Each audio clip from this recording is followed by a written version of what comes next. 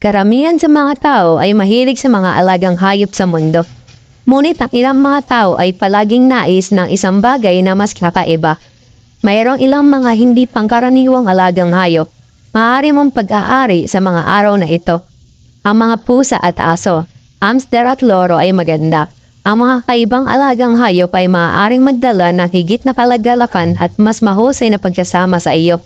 Ang pagmamayari ng alagang hayop ay isang napakalaking responsibilidad. Ngunit ang utang ng isang kakaiba ay mas mahirap at maaaring maging isang full-time na trabaho.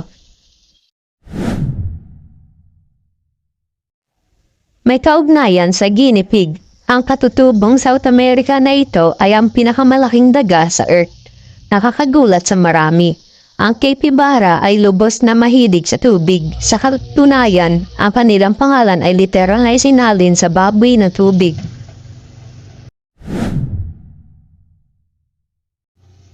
Bagamat ang karamihan sa mga pups ay kadalasang gumagawa ng masama sa alagang hayop. Ang fennec fox ay isang mahusay na alagang hayop upang magkaroon. Ang cute na hayop na desyerto na ito ay may posibilidad na maliit sila kaysa sa mga pusa at maliwanag. Ang pasiglang malalaking tenga na hayop na ito ay nagmula sa Hilagang Afrika. Mula sa tropical na kagubatan ng Central at South America, ang squirrel monkey ay maaaring ang pinakaibig-ibig na kakaibang alagang hayop sa kanila. Sila ang may pinakamalaking utak sa lahat ng primates. Kaya dapat maging madali ang pagsasanay sa bahay sa mga maliliit na cutie na ito. Matagal nang pinag-iisipan at tinuturuan ng mga stick insect ang mga batang nasa paaralan sa mga silid-aralan. Dahil sa kakaiba nitong visual na aspeto at simpleng pangangailangan sa pag-aalaga. Ang mga insektong ito ay hindi gustong mag-isa at kailangan ng iba pang stick insect para samahan. Ang mga hedgehog ay kadalasan na pagkakamalang maliliit na porcupine, ngunit ang dalawang species ay hindi ginagalaw. Sa kabila ng kanilang mga spine, ang mga hedgehog ay hindi kapanipaniwalang palakaibigan at maaari silang maging sobrang malambot sa kanilang may maaari. Ang mga hedgehog ay gumagawa ng perpektong alagang hayop dahil ang mga ito ay kalmado at mababa ang maintenance.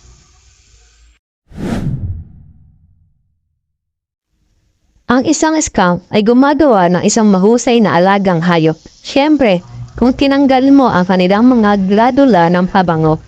Ang isang alagang skunk ay madaling alagaan at ang kaibig-ibig na hayop na ito ay nangangailangan ng kaunting pangangalaga. Ang mga skunks ay mapaglaro at maaari nilang aliwin ang kanilang sarili sa iba't ibang mga laruan. Ang mga pygmy goats ay sikat bilang mga alagang hayop salamat sa kanilang mga compact size at friendly na ugali. Ang mga kumakain ng damo ay katulad ng maliliit na aso sa laki at karaniwang itinuturing na madaling alagaan. Ang spotted genet ay orihinal na mula sa Afrika at sila mga natatanging alagang hayop para sa mga mahihilig sa mga independent na hayop. Ang mga garnet ay napaka-aktibo at malakas. Para silang hybrid sa pagitan ng isang parrot, isang lalaki at isang raccoon. Sila ay katutubong sa Australia at nakuha ang kanilang pangalan dahil sa isang espesyal na lamad na umaabot mula sa harap na binti hanggang sa ulihan na binti na nagiiwan sa kanila na dumadawas-dos mula sa puno patungo sa ibang puno. Ang mga sugar glider ay mahilig makihalubilo, kaya sila ay pinakamasaya sa dalawa o higit pa. Katutubo sa Australia, ang wallaby ay isang marsupial tulad ng pinsan nitong kangaroo. Ang mga wallaby ay mga mahiyain na hayop na nangangailangan ng maraming bukas na espasyo at mga dieta na mayaman sa damo, dahon at ilang prutas. Tulad ng mga mansanas, ang mga wallabies ay ang mga sosyal na nilalang kaya pinakamahusay na magkaroon ng isang pares.